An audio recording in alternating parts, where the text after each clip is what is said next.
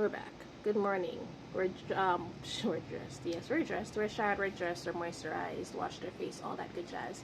Kiddos on the bus. We almost missed it. Almost missed it. We were there. The doors had just closed. I told her, but to run. Like, you better run. The bus is still there. Hopefully they see you.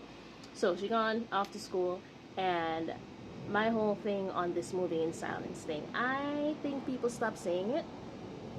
I think people stopped using it, because if you're gonna move in silence, why the hell are you gonna keep coming up here like, oh, I'm moving in silence, I'm moving in silence? No, you're not.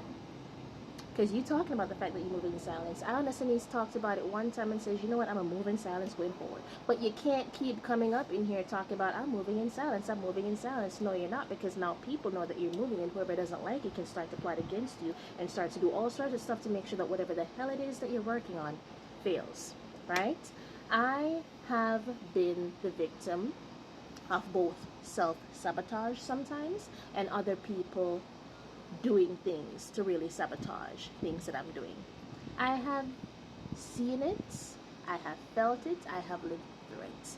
I have learned to never tell anyone about anything until I am done with it. There is only two people that I always tell about stuff that I'm doing. 1 to 2. And that other person I hardly even tell anymore, because you don't speak as much, because I just I don't feel like calling them sometimes. And, but when we do talk again, I fill them in on all the stuff that's happened. Okay, it's been a few months. I didn't just want to have just crappy news to tell you. I now have some good news. While the other person, they get everything. They hear the good, the bad, the in between.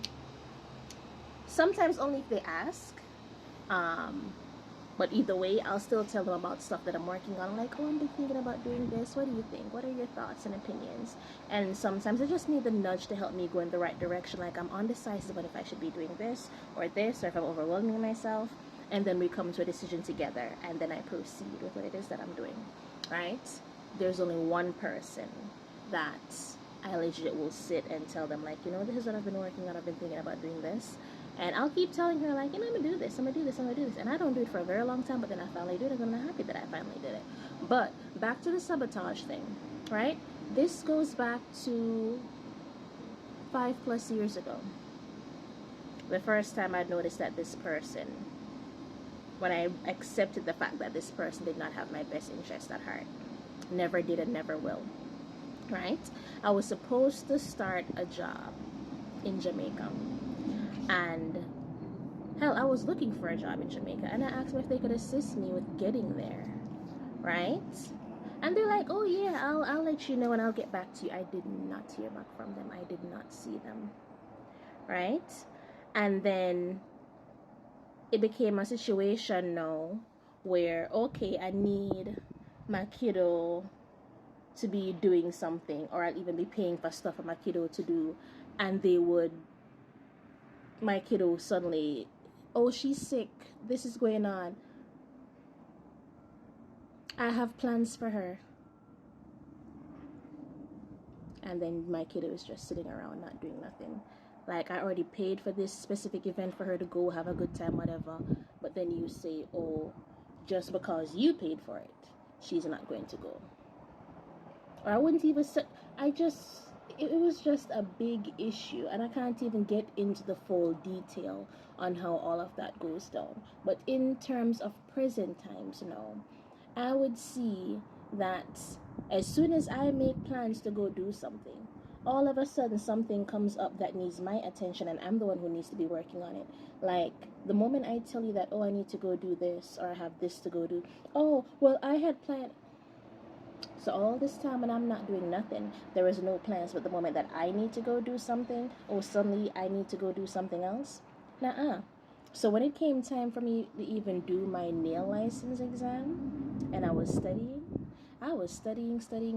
so hard every day, in and out. I was exhausted. As soon as I wake up, I'm in that book. Late at night, I am in that book. First thing in the morning, I am in that book. My breaks and lunches, I am in that book. I didn't tell nobody when the exam was. All you knew was that I had an exam coming up. I didn't tell nobody the date. You know when they knew when the date was? The day I got up and I was dressed and they see me book in hand and they're like, oh, the exam is today. Yep.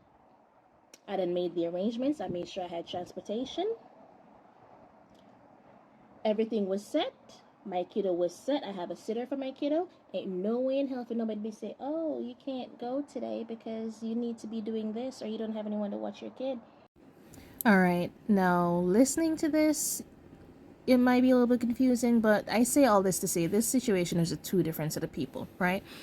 I say all this to say when you're moving in silence, really move in silence. Don't be telling nobody what your plans are, what you're working on. That way they can't find ways to mess up your plans. Make all of your arrangements and go, because that's what I do. And it works great for me, and I hope it will work good for you too. All right, bye.